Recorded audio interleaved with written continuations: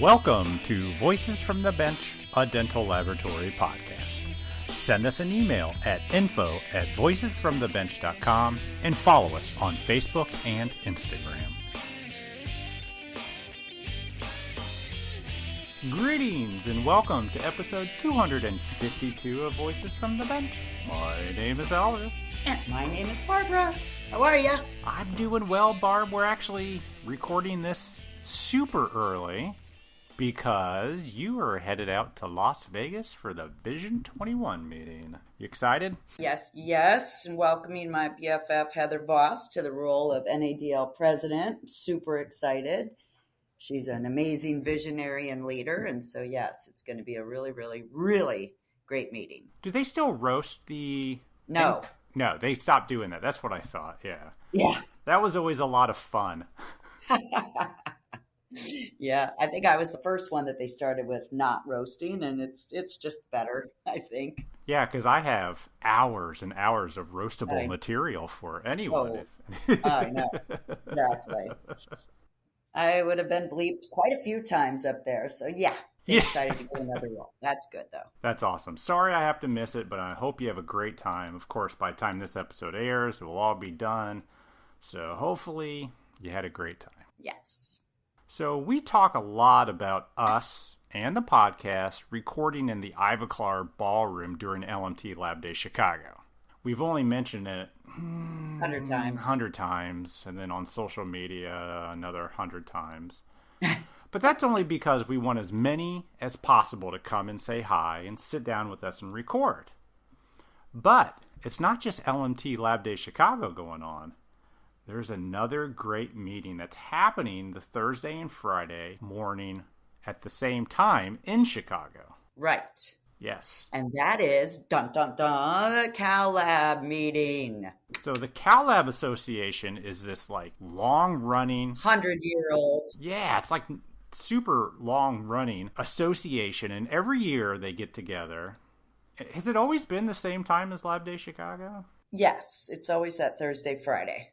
It's whole day Thursday, half day Friday. Half day Friday. And this is the first year it's back since 2020. Yeah, thank God. Last year it was debatable if they were going to come back, but they decided to wait another year. So first off, this has always been one of my favorite meetings. And you're on the board, right? I am on the board, yes. What is your role? Are you just board member? Or? I am the co-chair. Jeff is the chair, and I'm the second in command. So I'll be chair in 3 years, I believe. It's kind of like being the president of NADL, but we call it the chair. The chair. And what is it, every 4 years? It's every 5 now. It takes a while to get your mojo. So Jeff's doing a wonderful job, and I'm up and coming. Nice. You excited? I'm super excited. I just think it's a really great meeting. A lot of material. It's geared towards owners and managers, and, the content is just super strong this year, and I'm just excited. There's 2 parts of the CalLab meeting that I've always enjoyed, that I always thought was amazing. One of them is the open forum. Oh, yeah. Just imagine, like, the best minds in the industry all in one room just discussing anything that anybody wants to bring up.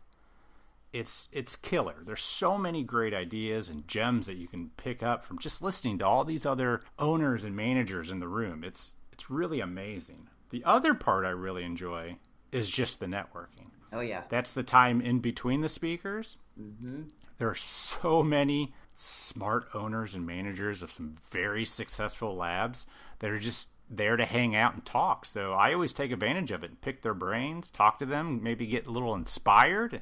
It's just an amazing meeting. I do agree, but let's not forget about the speakers. We have been doing this for 97 years, so they know what they're doing. Thursday morning, I'm hosting a panel about recruiting, retaining, and training, which I'm really excited about. And then one of the great deep thinkers in our industry, Sasha from Harvest, is on stage talking about culture. Yes. Which he knows a lot about, let me tell you. And then we have Eric Thorne from the NADL talking about all that great FDA stuff that we have to keep up on. Yeah. And then there's a cybersecurity, which is a panel about laboratory software with some of the most popular ones that we're talking about on the market. And an amazing 3-shape panel. And of course, the keynote to top it all off is the CEO of Henry Schein, Stanley Bergman, who happens to know a few things about dental. A little bit, yes. A little bit, yeah. So all this is happening, like we mentioned, February 23rd, the 24th, that Thursday and Friday, just in that same weekend as Lab Day Chicago. So it's not too late to join this association and attend this amazing meeting. Barb and I will both be there. Head over to cal-lab, that's cal-lab.org, to see all the details and get signed up and become a great lab in this great meeting. Yeah, that's a great idea, Elvis. Right on. It is a great idea, Elvis. So this week, I had an opportunity to talk to a family rich in dental laboratory history. Now, we recorded this like 2 days before Christmas. Yeah. So, of course, crazy for me. Yeah, Barb was kind of busy in the lab trying to get all that work out the door, and we understand. We did miss you. I missed you guys too, damn it. But this is a full house because we had 5 guests on this episode. 5. That's probably the most we've had in a while. And what's funny is they're all related. So Wayne Szara Sr. wanted to be a dentist. Realizing he was more suited for dental technology, enrolled in a school for it. After that, he did the work for the U.S. Navy. Eventually, he set up his own lab in his own house and went back to school, but to teach. His brother's wife was interested in what Wayne was doing, and soon Mike Capps, now owner of Technique Dental Lab, decided to go to the same school Wayne was teaching at. But Wayne also had 2 sons, Wayne Jr. and Steve Szara. Both also wanted to be dentists, but couldn't avoid their fate of falling in love with dental technology, and soon followed their dad and uncle, and also graduated from that same school. Now, Mike went on to open a very successful lab. Wayne Jr. found his way to Sterngold and then SimV to become an amazing educator in all things implants and attachments. And Steve opened up an ortho lab where he's one of the most followed and watched ortho techs on social media. And of course you would know. Of course, yeah. And to add one more layer to these generations, Steve's daughter, Erin Szara, who grew up in the ortho lab, joins us because she's now starting her journey to become a dentist. Wow. It's a great conversation. So join us as we talk to the Szara family and the dental legacy that they are making.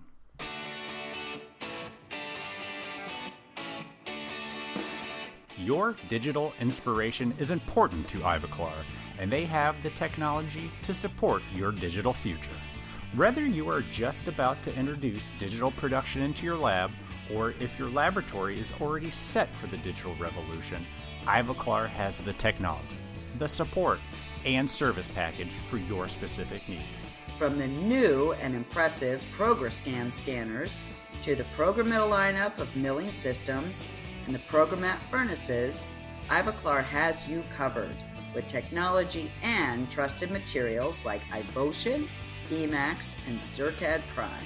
All of this under one roof. Customize your digital journey today by contacting your friendly Ivoclar sales representative. Tell them you heard about it on the podcast, and we appreciate your support, Ivoclar.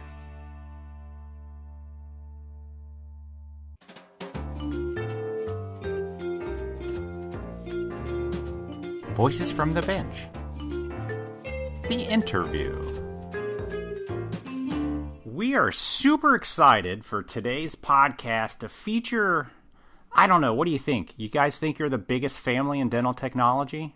Oh, no, probably not. But I think we're close. yeah. We got probably the most generations, I'd say. We got quite the family tree. There's a lot of teeth in this tree. Is that by weight? Possibly that too. I guess you're all part of the, and am I saying this right, Szara? Yeah, they're all Zaras except for me. I'm a Caps. Yeah, how'd that happen? When we introduce, we're going to introduce the big guy first. He started it all. Let's have everybody go through, who you are and a little bit of your background. Let's start oldest to youngest. I think that's the best way to do it. That is the way to do it. Yep. Yeah. So Wayne Sr. Yes. My background is I was planning on going to dental school sometime, but never got in. Went to dental technology school at SIU. Went on for a bachelor's degree. Long story short, got drafted in the Army. I joined the Navy the next day and made sure I got into the dental field. Bethesda Naval Hospital 2 years, and then at a Marine Corps Air Station. They made me a corpsman, which I didn't want to be, but I am. And learned more dental technology while I was on the job. And then when I got out, I started working at Triton College in River Grove, Illinois. 35 years there, and then I retired from there. Dad, what did you do there? I taught everything, mostly advanced classes, advanced crown and bridge, advanced partials, advanced orthodontics, beginning orthodontics, lab management. Help run the program. And I helped run the program at times. And Mike Capps was my student.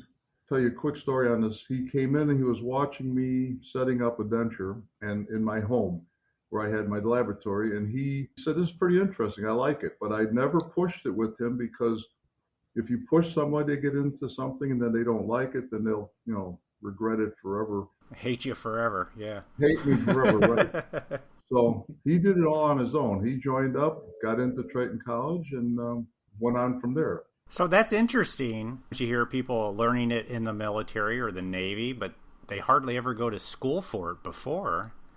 I bet you that set you up to be very successful. Right. And I had Wayne Jr. as a student also, and I had Stephen as a student also. And they both did excellent work, and they had a lot of potential. I don't know if it all came from me or not, but with my hands dexterity or whatever, but they took to it and they liked it and they progressed with it, and they've done fine. But Mike was a student just by watching and seeing what I'm doing, and he joined the school, and he started off as a beginning dental technician, and then he's worked his way up to where he is now. Yeah, Wayne Senior he's a CDT too. Oh, of course. Yeah, CDT, and then Dad, how long did you own your own dental lab? That's what I was going to get into. Yeah, you said you did it out of your house. Yes. When I got out of the Navy, well, at that time I was making $5,000 a year as an E5 dental technician in the Navy. I got my first job, I was making $12,000 a year, so I was really rich, but not really. So we bought a home. I borrowed from my parents, and I had to pay them back. And I got the dental lab going, got 5 dentists maybe to work for. I don't remember exactly. And every nickel that I made paid off supplies and then paid back my parents. And I did it in 1 year. Wow. I had to put down 10% on my house. But of course, back in those days, the house was $45,900 when I bought it. But I had to put down $10,000, which I didn't have. Anyway, that's how I got my little lab started, and it just progressed from there. And I had it I retired from there probably 15 years ago now. So, what was your specialty, Dad? My specialty was fulls and partials, and I did some crown and bridge, but not a lot. My original goal was to do all crown and bridge, but it just didn't work out that way. And I did a lot of many dentures, and I worked with about 20 different dentists. It worked out, and that helped pay for the house, helped pay for kids' educations, and it was great. You did this during the same time that you were also teaching? Yes, teaching full time, but I had an advantage. He loved it. I had an advantage of starting early and leaving early. Had my office hours in the morning before students arrived, and I had them a little bit after class, and my classes were from 8 to 12 every day. So by 2 o'clock, 3 o'clock, I was home, and of course working. Yeah, home working, right? Home working, go straight downstairs and start doing some work. And you know what I thought was great about that? In the beginning, I thought, okay, here's a professor, teaching us at Triton College, and here he's got this commercial laboratory on the side, and mixed feelings. But at the same time, you know what? It kept him current and relative to what was going on out there. Oh, so, sure. Yeah. So I thought that was a neat thing for him to keep doing. There's nothing worse than a teacher that's never done it. Right. You could almost imagine like the trade shows and the lab, going to lab shows down in the city, the MAC meeting, and and then getting in the lab day and all that stuff. For all those years, Dad, learning from the beginning, starting in the 60s, and then getting the job in the 70s at Triton and so on, and then being where you're at. It's awesome. As a little side note, when I was in the Navy, I told him I want to do the Crown and Bridge. Well, there were 7 or 8 technicians in our laboratory. This was at Bethesda Naval Hospital, which is now Walter Reed. But anyway, at Bethesda, I worked with nothing but captains. And I did work with one man who started as a dental technician in the Navy, worked his way up, became a dentist, worked his way up to be captain. Then he became the admiral in charge of the whole Naval Dental Corps. Oh, wow. I worked with him. So when I showed him my work, he would call in and he says, let me show you a few things. He says, get me a polishing lathe, get me all the finishing materials, and bring the partial in here. I want to show you something. And he reached in his drawer and he whips out a little monocle like you have in a jeweler's shop. And I thought, this guy's really scrutinizing my work. But it was good because he showed me every little detail that I was missing. Like just the way you finish a rest into a partial and how it should be perfectly smooth and fit exactly to the rest that the dentist prepares. So I use that same technique in school. I got myself a monocle and I also brought in a microscope, which was on really low power, because if you go high power, you can't see anything. All you see is little tiny scratches. But I use that to teach with and show somebody, this is the way it's done. This is the way it'll make it better.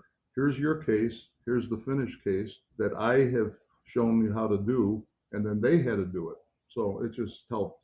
But by working with a dentist that started off as a bottom of the barrel, let's say in the Navy, and worked his way up to be captain and then admiral, it was a great experience. Anytime you can work with a dentist that knows lab work, I mean, that's a win right there. Yeah, you learn so much from him. And I'm sure he's long gone by now because he was in his late 50s or so when I was working with him. But sure. And he became the admiral in charge of the Navy. So during all this, you're also raising kids, right? Yes.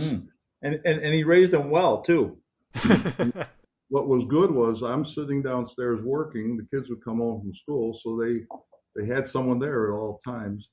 And if they had a homework problem or a question, they came downstairs. Dad, I'd put everything away for a few minutes and sit down and show them whatever they wanted to know. Oh, I thought it was one of those, I'll help you as long as you clean out this. Well, that's partly how I got the boys interested in dental technology.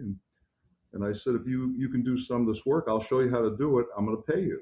And I'll pay you well, which wasn't that much, but it also went towards their college education. My thoughts were, you pay for half, I'll pay for half. Love it. That way, they'll, when they get to school, they're not just going out on Friday nights and partying. Maybe they did, but they knew that they were paying for it. So let's get our work done. Yeah, we'll leave that for another podcast. Yeah, absolutely. Yeah, mum's the word on that one. Yeah. But Wayne and Steve, talk about growing up in a house with a dental technician. For myself, I mean, it was different. I mean, it was you're a young little boy and you go downstairs and you're watching your dad do his artistry.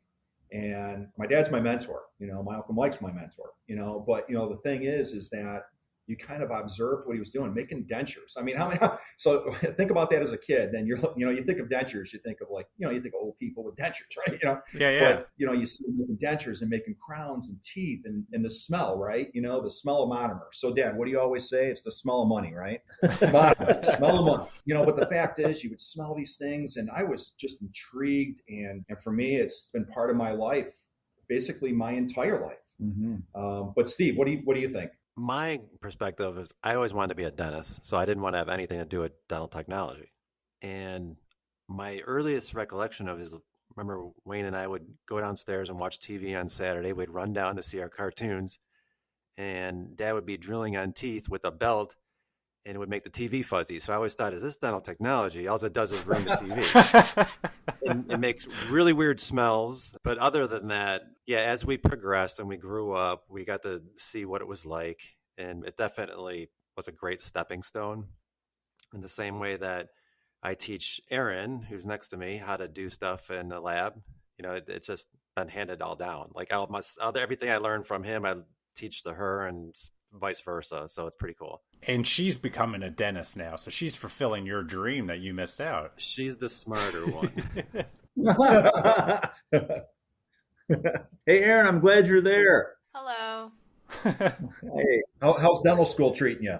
It's really hard, but I really enjoy it and I'm having such a great time. I'm down in Arizona at Midwestern, and it's much different than Michigan, especially being so cold right now. Mm-hmm. But I'm having just the best time down there, and I have definitely have like better hand skills than a lot of my classmates because of all my lab experience. So it's all coming full circle. Mm-hmm. So, who influenced you or pushed you into dentistry, or is this something you were just like, I want to do it? Okay, I remember when I was really young, I would come down and I would watch my dad bending wires and trimming retainers. And I remember standing next to his trimming area and I just watched it. I thought it was so cool. And he would let me play with the acrylic and I would make my own little, I called them potions. So then I like hung out with him a lot. Mm-hmm. And then for the past like 6 years, I've worked in the lab for summers. And then during my gap year last year between college and dental school, I worked full time. So I'd say both of my parents, especially my mom, they're very supportive. And I think they wanted me to take over the family business, but it's a little late for that. And then the man with the different last name. Yeah. Mike, where do you fall under this tree? Or did you fall out of it? Sure. Well, I climbed a tree. In high school, I decided, okay, what am I going to do? And then I thought about becoming a dentist for a fleeting moment. And then Wayne said, hey, why don't you try going to check out this Triton College and check out dental technology? And I was interested in it. Mm-hmm. And he said, hey, it'll put you behind a little bit, but if you go to dental school and you get in, then you'll be one step ahead of some of the other students because you'll know a lot of the lab stuff in that. I said, okay, that's cool. So I did. I went to Triton. I liked it. I'm a hands-on type of person. I like working with things and making stuff. So I did well at Triton. Wayne and Frank Lafredo were the head instructors, and they were both very good. And we had a lot of cool classmates back then too. So I said, okay, I like this. But I knew right away I wanted to be a lab owner. Oh. Right out of the gate, a lab owner. So Yeah. I worked for an orthodontist for a couple of years after that. And then I told the orthodontist, I said, and he was kind of my mentor, I said, it's time for me to do something on my own. I was 23 then. He said, if you rehab the basement, it was a professional building. Mm-hmm. If you rehab the basement, it's yours. So I did. I rehabbed it. And then over the years, we grew. We started out being an orthodontic lab, and then we went into dentures, and then we went into Crown and Bridge, and we grew into that space for like 16 years. And then we built our own 9,000 square foot building in 2006, moved into that, and we've kind of grown into that as well. It's been a very successful, nice career. And that's always been called Technique, right? Correct. Yeah. Yep. It's 43 years old this year. Holy schmoly. And yep. With my previous employment, I actually got to stop by there a few times, and it's a beautiful lab, man. You got it going on. Yeah. I'm a CDT as well. I was president of the Illinois Dental Laboratory Association when it was active for a few years. I've got 3 specialties under my belt for CDT. A lot of great people in this business, a lot of great people. Lab owners and technicians, and going to all the meetings. I plan on going to Vision 21 this year. Nice. And I've met you at many different occasions. Yeah. And it's a great industry. Absolutely.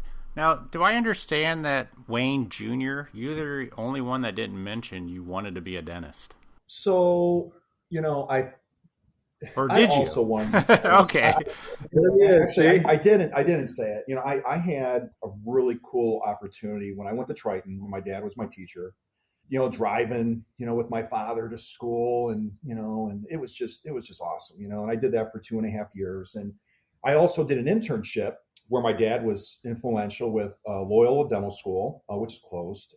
But at the time at Loyola, they had an internship between Loyola and Hines, which is the VA. Mm-hmm. And so basically for about a year, I can't remember, it was it was probably like a year, but I'd do the schooling at Triton. I'd work in the labs in the evening and then go to school and do other things. But I also spent a lot of time at Loyola, and it was awesome. I mean, I was working with the students, I was working with the faculty, I was getting to know the instructors, the president of the school, and we'd go out for lunches and we talk about the opportunity to become a dentist. Wayne, hey, you're doing dental technology, you're really good at what you do, and I think that this would be a great opportunity. So for me, working in this internship gave me a different little bit of a perspective.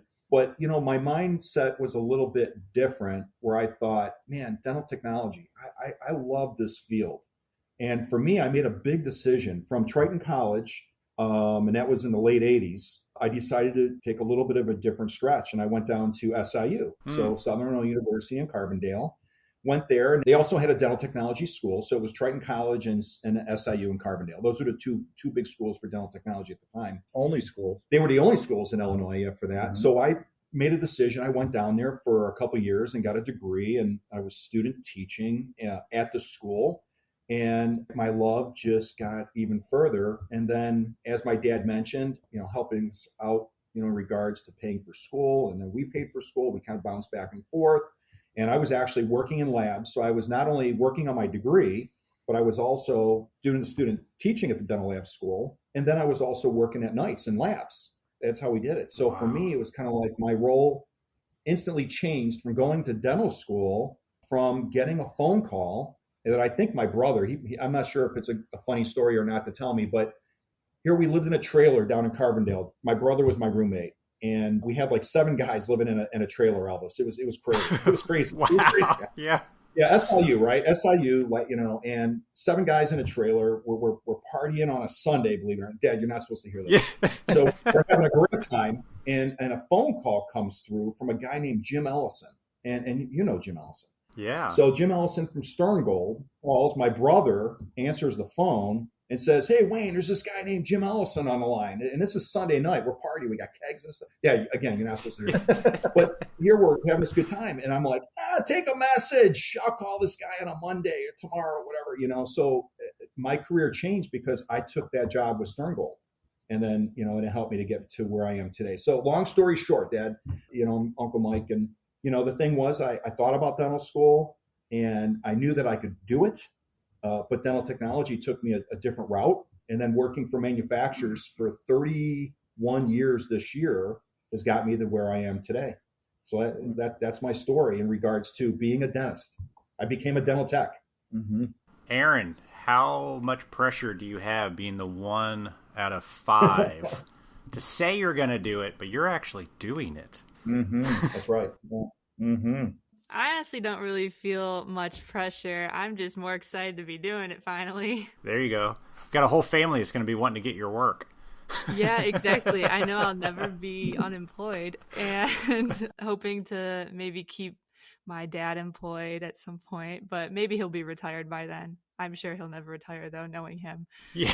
But yeah, I don't feel very much pressure. So nice. Yeah. Hey, Elvis, I got something funny to please to collaborate on that story that Wayne was just telling about Loyola Dental School.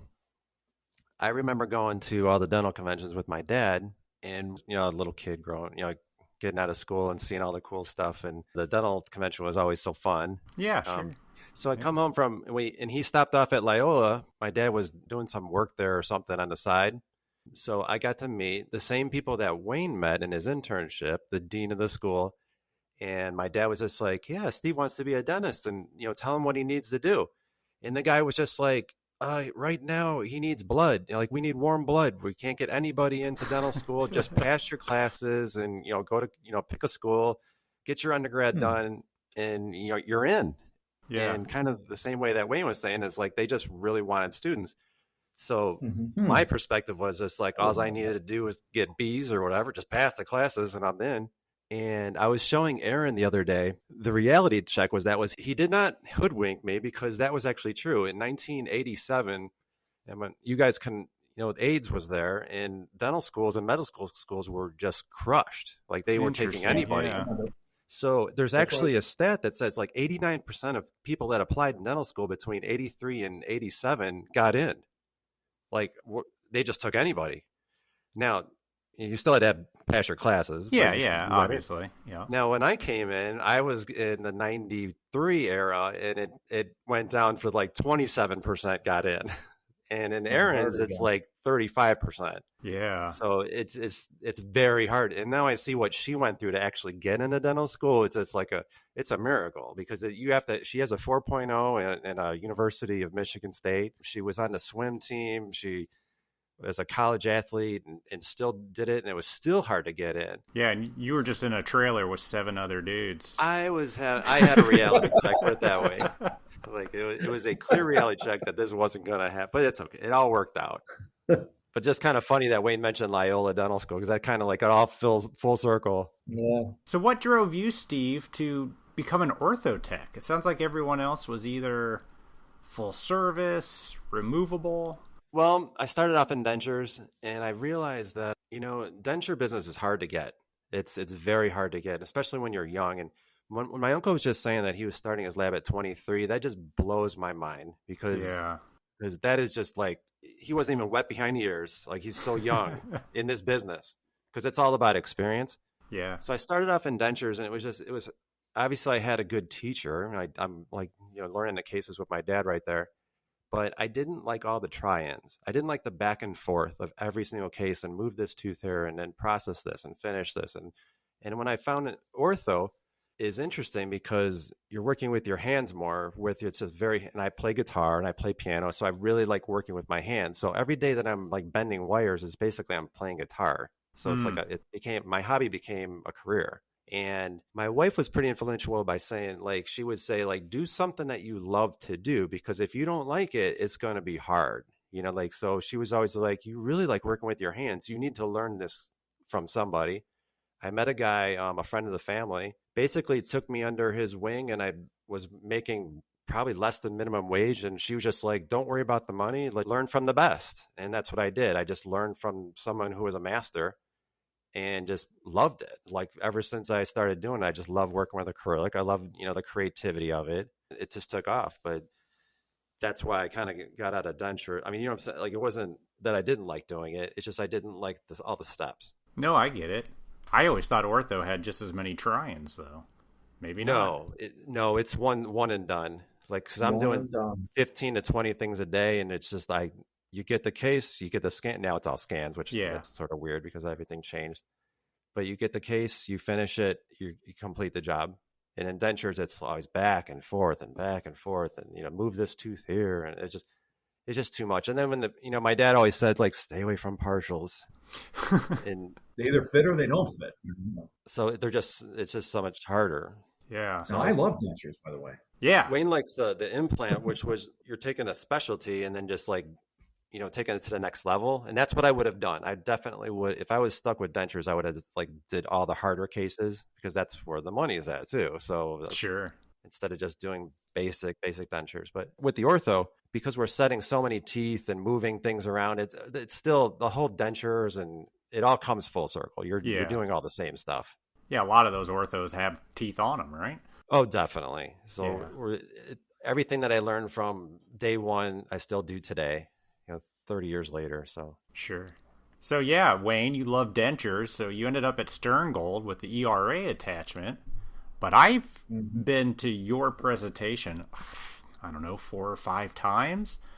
You were with ZimV, I guess? Yeah, new company name, ZimV, yeah. Yeah, so what's that timeline look like? How long were you at Sterngold, and where'd you go? Yeah, so I want to mention something really quick. Yeah. So with my dad, and growing up in the lab business, I mean, I've been around it my entire life, right? I was born into the business. I mean, that's really, I was born up at Bethesda Naval Hospital. I know my mom was visiting, my dad in the lab, and, and all these stories are going on. And here I am, I'm here, so the thing is that it's in my blood and it's never going to leave. At a very young age, my dad was teaching me how to set up teeth, how to process a denture, how to finish a denture. I was probably 10, 12, 13, 14 years of age, very young. And, when I decided to, in my career, to go to Triton and work under, my dad as my teacher, he's my teacher at home, but he's my teacher as a teacher. So I go through that process, go to SIU, and further my degrees in education. It's called vocational education, is my bachelor's, and it's all about teaching. I wanted to follow what my dad does. I wanted to teach university level, college level students.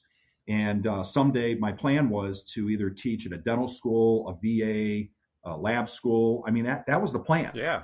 And at those times, Glidewells and things like that weren't around. These bigger labs were not around. So, I'm kind of thinking, am I going to work for a lab? Am I going to teach at a lab? That wasn't the story just yet. But, the fact is that I got this phone call from Sterngold, and I've really never been out to the East Coast before. My dad says, hey, just go. Remember, there's no cell phones. There's, you got to put your quarter in the machine. I mean, it's just how things were back then.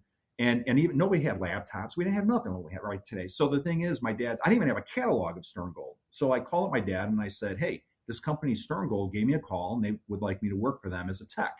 Meanwhile, I'm 21 years old. I'm working in labs. I'm learning. I'm teaching. I'm really good at what I do, meaning that I enjoy what I do. I'm very good with my hands, as we all are. We're artists. Mm-hmm. And my dad said, go for it. If you don't like it, you come back and go back in a trailer with the 7 guys. It's like, just go further your degrees, work on your master's. Did you even know what Sterngold was? We all did. APM, America's Precision Metals, APM, Sterngold at the time. But me, no, I had no idea.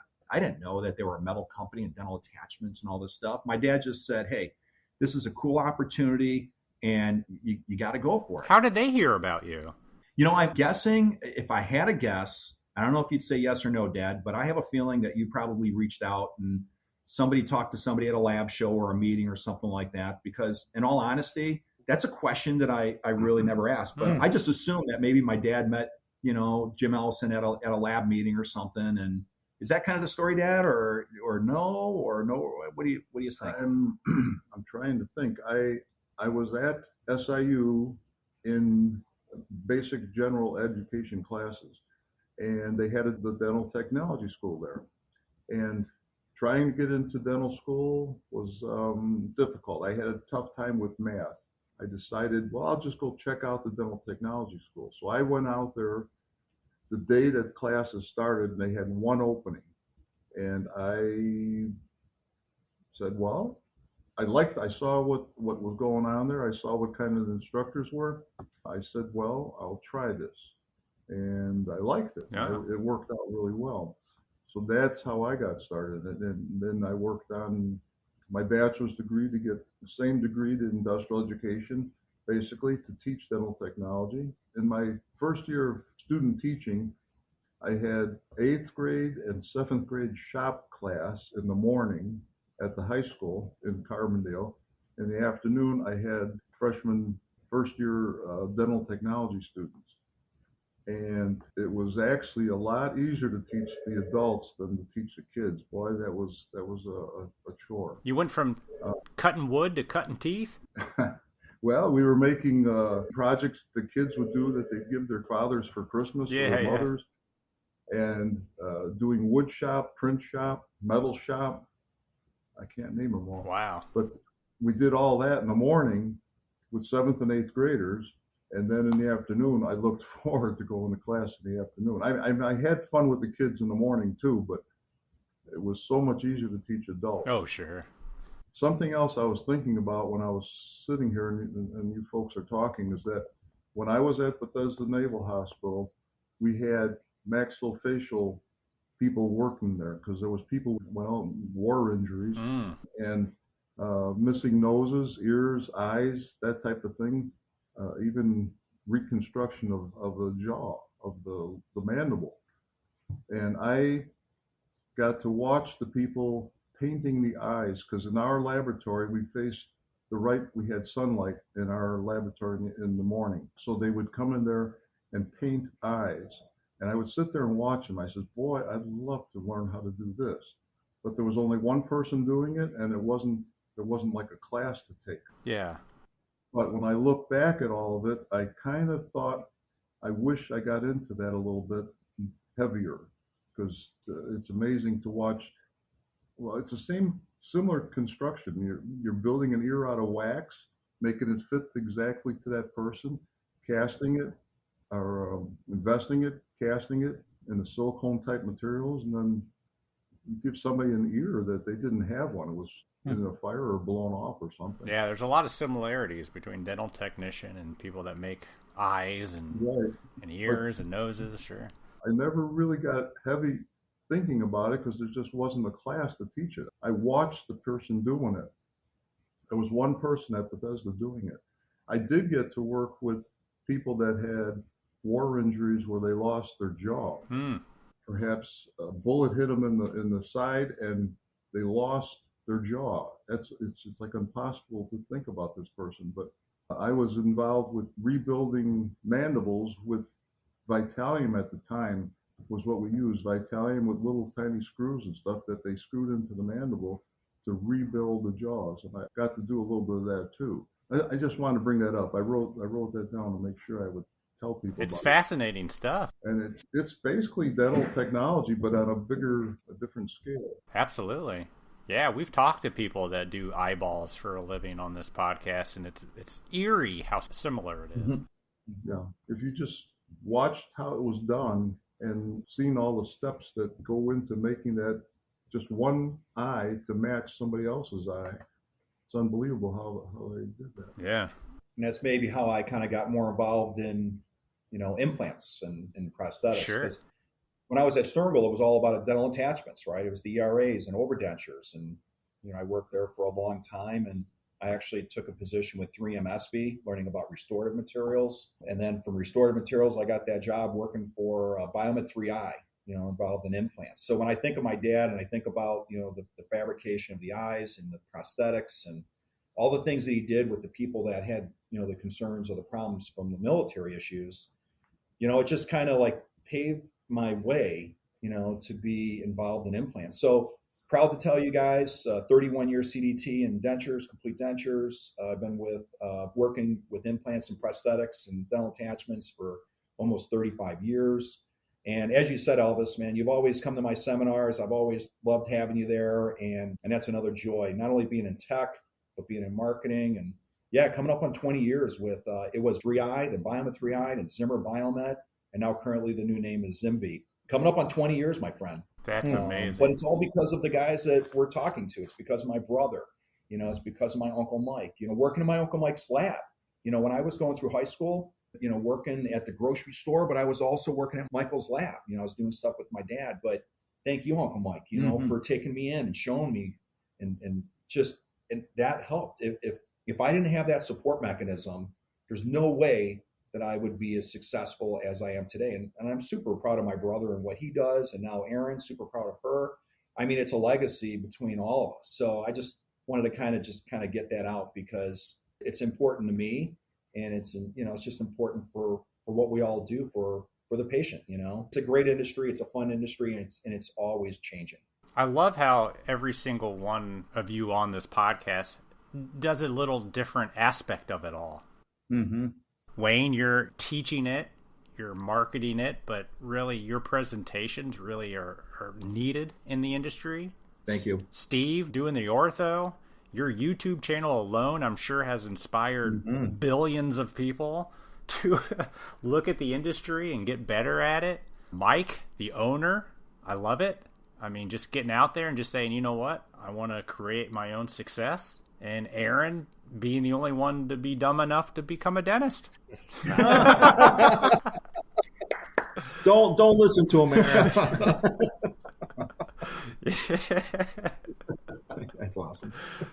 So, Mike, tell me about Technique a little bit. You started it in one place. How many employees have you had over the years? I walked in there, and you're heavy into the technology and the 3D printing. Well, these days you got to be. Absolutely. You're a full-service lab, you got to be. I started Technique in the basement of that orthodontist office in 79, and then we kept on taking over more space and growing.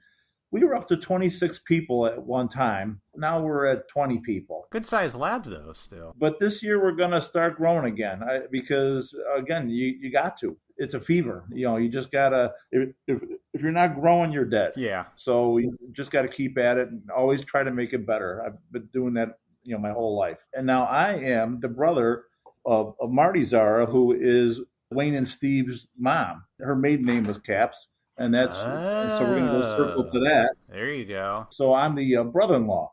of Big Wayne. Okay, now my tree is complete. Okay, I got this. There you go. Yeah. Mm-hmm. Basically, the same thing. We've just been keeping at it, and I plan on keeping at it for quite a while yet to go. We've got like I said, a nice facility, nice employees. It's a good industry. I like it. It can be stressful. It can be hard, but it's worth it. Got a new milling machine coming. We got another milling machine coming. We got another printer this year. Now we've been in our new building for 16 years, so we're starting to upgrade the building a little bit more even too. Yeah. So it's a beautiful building. I've been in it a few times. It's very nice. Thank you. So the name Technique, where'd that come from? I mean, you're talking 1979. Yeah, that's a silly story, Elvis, because was it just a misspelling? No, I'm just kidding. No, well, here I am. Yeah, it's TECHNIC. And where I got that at, everything in dental school was super tech this, tech that. Oh yeah, you're a super tech. And so everything was like tech. Yeah. So I was trying to come up with a name back in 1979, and I'm like, I don't know. And I kind of kicked it around. And then here's where it came from. You remember the stereo techniques by Panasonic? Oh, absolutely. Yeah. Okay. I think my parents had one. That's hilarious. That's where it came from. I was there. I was really into, I was a stereo audiophile guy. So I was always into music and rock and roll. So techniques by Panasonic. I liked the way it was like, it wasn't QUE. It was a little different, a little shorter. And that's how it came to be. And it stuck. I love it. That's great. Yeah. Steve, when did you go out on your own? When did you start your own lab? That's a long story. I was telling you I worked for another guy. Yep. Where my wife influenced me to go work basically almost for free, just learning the trade. And I would have stayed there, just I wasn't making enough money. And we wanted to have a family, and Erin came along. And my wife we wanted to have her be a stay-home mom. And we basically talked me into having confidence enough to go out and try to knock on doors at being about 25 at the time and having a couple years of experience, but really not having experience. That's why the 23 thing blows me away when my Uncle Mike's saying he started my lab at 23. I'm like, I don't even know what he was doing. That's crazy. But I would go out, and for another podcast, I can share some of that stuff with you. Yeah. The whole thing about going out and knocking on doors is a pretty funny story. I'll brief you really fast. I was so nervous to go out there, and because I was so young and I just didn't know, and it was just like going up to these doctors and ask them for work is just like, that was like, I wanted to cut my hands off. It was just terrible. It's hard to do. Yeah. And I would go and see like one doctor a day, and that was just like, I did it. And we're not going to live. We're going to be living with mom and dad pretty soon. She's like, yeah, you got to do better than that. You got to go out and see more people. And so she was just like, you can do it. And she'd pat me on the back. And I had this little ritual, just a funny thing is I would go to Burger King, and I would sit there and I would go through the phone book in Burger King and have lunch by myself and just be like, I can't do this. When you go to the phone book and look up dentist and orthodontist to go hit on, go look for it.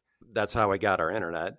Yeah. And I just remember, because it's so funny how stupid it was. I had this ritual to eat a double Whopper, and I would have my lunch, nothing but extra onions. And then I would go and see my doctors. So it was just like so dumb to think about trying to talk to someone and, just knowing that's what you were putting out. Did you have some mints? No mints, Hope you had some onions. And so we would just go out. I would just go out by myself and knock on doors and come home. And, some doctors gave me a chance, and it just grew from there, and just one after another. And, it just kept going and going. And you kept our name. Yeah. I kept the name, Szara. I didn't want to be an ortho lab. Because I did do the dentures too at the same time.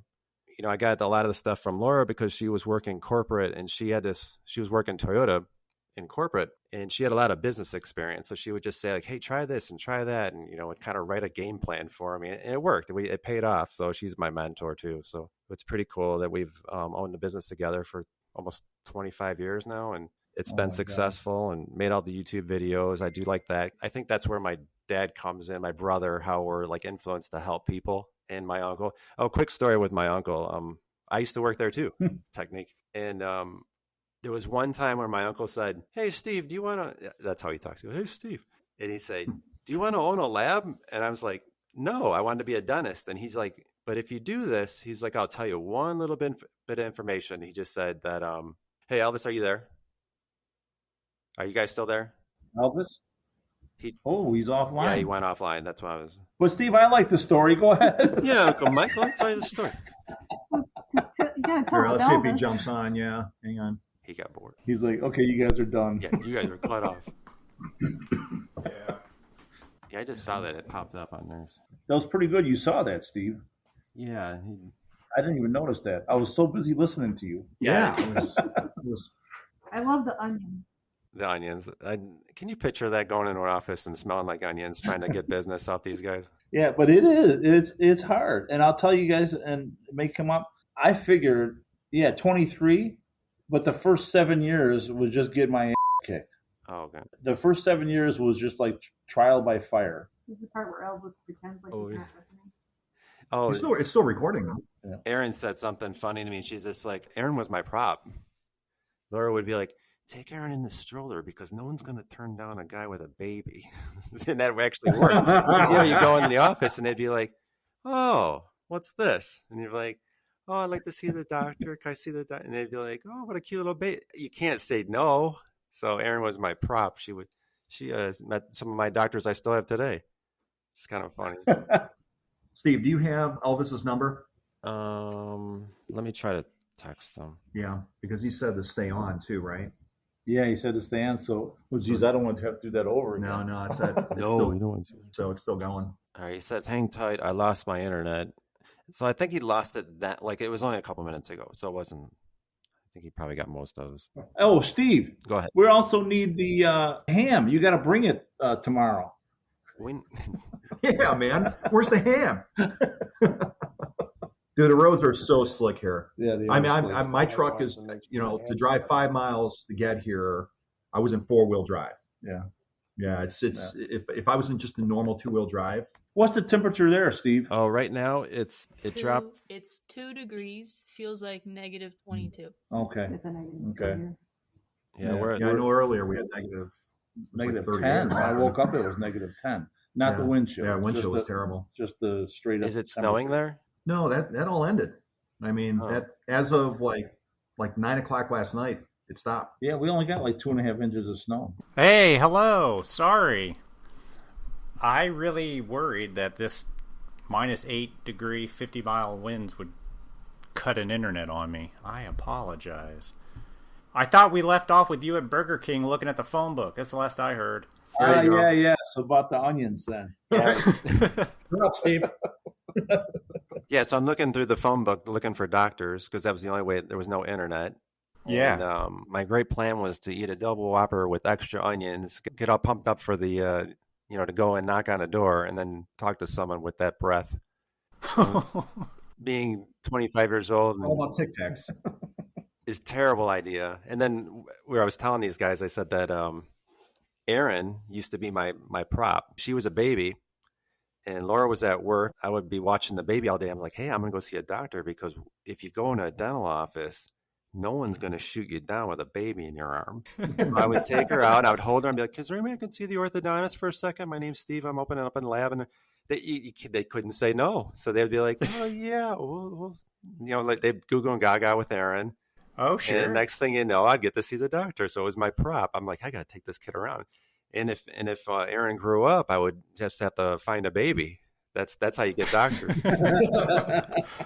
And now you have 13 kids. No. Yeah. The other thing I was telling about when I was working at Technique, my Uncle Mike said, he's like, yeah, do you want to open up a lab? And I said, no, not really. But he's like, but if you do, he's like, I'm going to tell you a little secret. Number one, you'll never work for anybody else once you work for yourself. And that has stuck through where I don't think could ever work for anybody else. So that's definitely something that I learned that stuck to today. Erin says I work for her. That's true. She does all my work for her. Erin, come on. To add to that, there's always been that if you're a sole proprietor, you get sick, the business stops. Mm-hmm. And you have to find a way to get the cases out.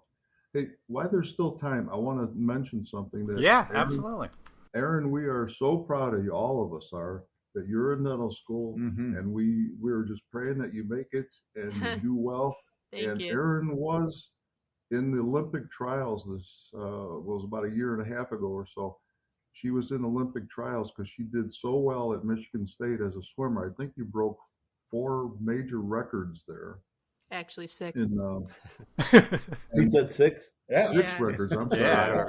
Absolutely. Let's not forget those other 2. Yeah, man. And to keep going and getting straight A's and no hardly any B's or anything like that. I always said to the kids, you got to get in the top 3, but you were in the top 1 all the time. So we are really proud of you, and I just want anybody that's listening to this to know that you made it to dental school, and we're hoping you make it fine all the way through and be an orthodontist. I'm not hoping. She'll do that. I know. Oh, easy. man, yeah. And ABC, you're in the top 3. Yeah. Mm-hmm. Thank you. Right? Did I hear, Erin, you wanted to be an orthodontist? You know, I did. Uh-oh. Not so much anymore. Oh, this is new. This is new news for us.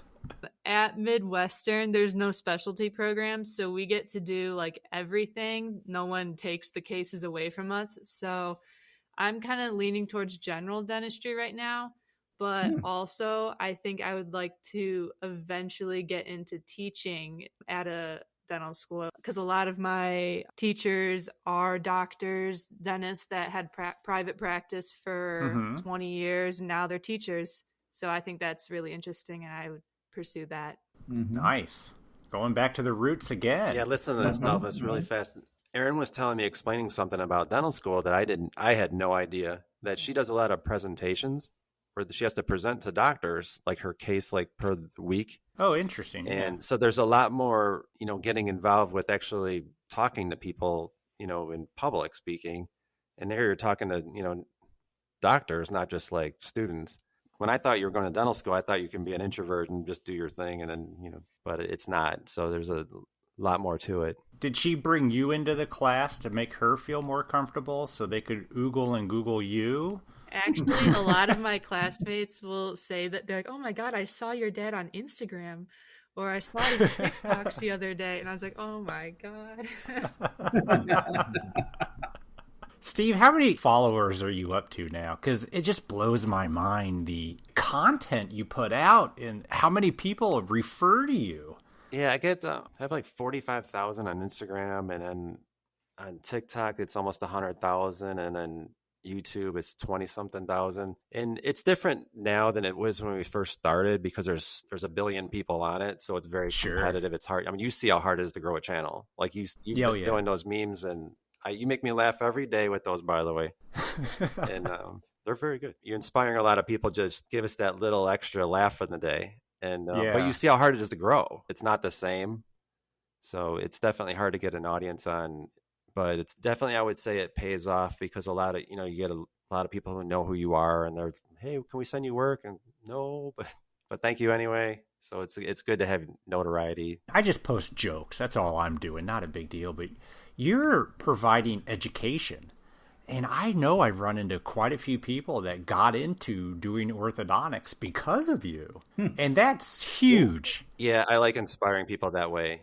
And I definitely like hearing people, their success stories. They're just like, I started a lab and thanks to you, I'm learning all this stuff. And I would have never, ever, ever learned it because my dad, for instance, his dental school or the dental technology program is gone. Like so many of them. And where do you have to go work in a lab? And that's hard to do because lab owners don't want, my Uncle Mike can attest, they don't want you to leave. They're going to spend all this money teaching you. The idea is to stay there. Yeah, absolutely. So it's very hard to learn from, and that's what I think the internet is great for helping people because we didn't have this before. Yeah, definitely. So what's next for the family? Mike, you're going to be growing technique. What are you going to be doing more of? Are you going to get in more implants or? It just kind of grows it on its own. Things have shifted. I started out as an ortho lab, and I found that I couldn't get enough ortho business. And when a dentist got to $1,000, they wanted to hire somebody to have as a assistant / technician in their house. Sure. And that got real old with me real fast. So then I went into dentures, like I said earlier, and then I went into crown and bridge because I like the artistry of ceramics, and now implants. And now it's kind of gone circle again for me because hybrids are kind of like dentures, and we do a heck of a lot of hybrids. Yeah. And also a heck of a lot of implant crown and bridge cases. So So mostly the focus here at Technique has been in that arena. And then also with digital, we still do everything else too, but with digital, digital dentures is on the horizon for us, and kind of learning all that. So that part's interesting and fun. The hard part is finding people to work. Yeah. It's hard to find technicians, but we're trying to do that. Yeah, you're not alone. Yeah. And what about you, Wayne? I mean, you're still with ZimV. Are you just going to be teaching? Is 2023 already full for you? I'm probably booked out January, February, March. I'm going into April. Yeah. Wow. So for me, it's an interesting area of business. First, I love what I do. The company is fantastic, and it's continuing to grow every day. For myself, I'm in a marketing position, so I'm able to talk about new products. I'm able to work with new products. I'm able to get the word out on the new products, if it be printing, if it be milling, if it be designing or treatment planning of cases with implants and prosthetics. That's what I do. And the other cool thing is that the company in itself, ZimV, which is Zimmer and Biomet combined, which became this new company, ZimV, last March. And we have currently, so I'm talking about the Biomet system, the 3i system, the Certain system, and then the Zimmer system is the TSV and tapered screw vent. Been around, forever, right? Sure. So you combine these two companies, we have currently about 230 reps in North America. I have the potential to work with every one of them. And what I do is I travel about 150 to 200,000 miles a year, Elvis. That's crazy. And I'm lecturing every week. So I'm averaging anywhere between 100 to 150 plus programs a year, surgeon-sponsored programs, teaching, getting doctors together. I was in Memphis on Thursday. Actually, what day is today? I was in Memphis yesterday. Yeah, what am I saying? So I was teaching at a lab how to do conventional denture conversions, Nice. So yeah, man, it's just educating and teaching and training. I'm just going to just keep on doing it as long as I can. And I'm going to be 55 soon, and retirement, we'll see when that time comes, but I'm just going to go with, I'm going to continue doing what I do and what I do best is as long as I can do it, man. And that's my plan. Tell them the most people that you ever lectured from at one time. Probably about a little over 2,000. What? Yeah. So down in Brazil. Brazil? When I was at Sterngold, it's the second largest convention in the world. And it's in Sao Paulo. And so basically they have this huge like auditorium. And yeah, man, it was awesome. It was, I was up there lecturing for Sterngold at the time, talking about ERA attachments. Yeah, it was a little over 2,000 people, man. But you don't see anybody. It's a big bright light on you, And that's the most. Again, I love it. Thanks, Steve, for bringing that up. You're good at it too. Like I mentioned, I've seen you a few times, and I've been to a lot of presentations or whatever, and you're engaging, and that's huge. Thank you. Yeah. He's excited and he's got passion about it. Absolutely. It comes across. Mm-hmm. Thank you. And Steve, what's going on with you? You going to keep doing what you're doing? You getting into digital? You mentioned scans. Everything's digital. I like learning everything. I think that's what the greatest thing about you. Everything is people are so open now, where they're like sharing techniques and everything digital, 3D printing. I'm a KOL for desktop health, so that's kind of keeping me busy lately. Oh, nice. Yeah, just making more videos and watching Erin and then hanging out with the family. It's just been, a great career. Yeah. And Erin, of course, school. When's graduation? It will be in May of 2026. So I 2020. Oh, you're just getting started. Mm-hmm. That's exciting. That journey is going to be amazing. It is such a great time to be in dentistry, I believe. I think with all the technology and just how great everything is, it's amazing. And I love the fact that out of everybody on this call, Wayne Sr. is only proud of Erin. Yeah, you hear that? I'm only proud of Erin. Well, we are. Everybody else, Well, he said that, but he surely is. We know it. He's proud. Yeah. He's proud of every one of us. I know he is. And all of you are just an example of how great he is at teaching it. Yeah, that's right. I mean, imagine if you weren't involved in this industry. We'd all be selling peanuts. We'd be doing something else. We would definitely be. Yeah, I don't think we'd be involved in dental else. technology. There's no doubt. So thank you, Dad. Absolutely. And thank you, everybody, for coming on. This is quite the family legacy. It's exciting that it's going to continue on. Yeah, thanks for having us, Elvis. Yeah, thank you so much. And hopefully we'll see all of you at Lab Day 2023 this year. I'll be there. I'm going to be at Lab Day, and like I said, I'm going to go to Vision 21 in Vegas. Perfect. We'll have a booth all set up, ready to rock and roll at Lab Day. This will be my, even through the COVID days, right? But yeah, I think this will be my 33rd Lab Day. Yeah. Wow. Awesome. At 35, you get a jacket. So. Oh, is that what it is? No, I don't know. I don't know. Maybe Elvis, help me with that. I'll let you look into that for me. But okay. Elvis, thank you. When you and I talked about doing something like this, yeah, I brought it up with my Uncle Mike. I mentioned it to my dad. I talked to my brother about it.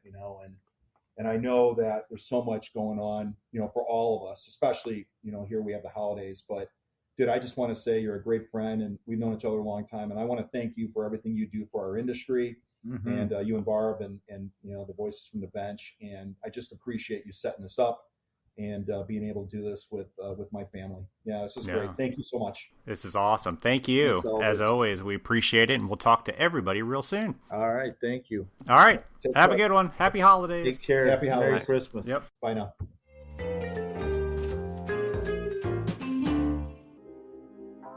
Outside of the podcast, I actually have a real job. I know, it's hard to believe. I get to work directly with dental offices to provide amazing smiles to patients. But don't we all? But I do it with data instead of a handpiece or a mill. I use data that most labs already have but don't know how to access it or use it. Enter iCortica. ICORTICA. If your lab is already using Magic Touch, great, you're halfway there. If you aren't, then go get Magic Touch just so you can use iCortica. It will be worth it. Let's be honest, access to easy-to-understand information is the key to any sales or customer service position. Did I mention that they have bar graphs? This is exactly what iCortica does for me on a daily basis. Every morning, I wake up to an email showing me the risks and the opportunities across all of the customers. I can then dive in to see specific customer information and look at so much like sales by product, trends by category or restoration. I can see all the notes, and I can even see the remake percentage. It allows me to know who I should talk to about what without having to spend hours digging into production software or making a ton of Excel spreadsheets. It's all right there. Every metric I need to be successful. So do yourself and your lab a favor and head over to icortica.com/voices or send Rob Nazell an email at rob@icortica.com and start understanding your dental offices in a way you never had before. Check out this episode's show notes for all of those links, and we thank you for your support of the podcast, iCortica, and I personally thank you for making my job easier. A huge thanks to Wayne Sr., Mike, Wayne Jr., Steve, and Erin for joining Elvis. I'm really bummed that I couldn't be on the podcast, but bringing your family story to everybody. I'm really sorry that I missed it. We all know how passionate I am about the family and the lab and the generations. But I did enjoy how they carried on the conversation just like a family, even when you got booted off, Elvis. So sorry about that. It was hilarious because I thought it wasn't recording for like 10 minutes, but they ended up carrying on the conversation. And I didn't even know it till I was editing it, and it was great. And you can really hear the support that they have for each other and that they give each other. I also remember years ago when Steve, Szara, and Kate Tippett had us on their YouTube channel back when we were just getting started. Remember when I sat like super far away from the camera and looked like I was like this little tiny person? It's also the video that convinced me that I needed to do ortho. Well, thank you, Wayne Sr., for teaching all these amazing people what a great dental technician is. And good luck to you, Erin. We need more dentists in the industry that understand the importance of great lab work. Awesome. We appreciate it, everybody. Have fun in Vegas, Barb, and we will talk to you next week. See ya. Bye.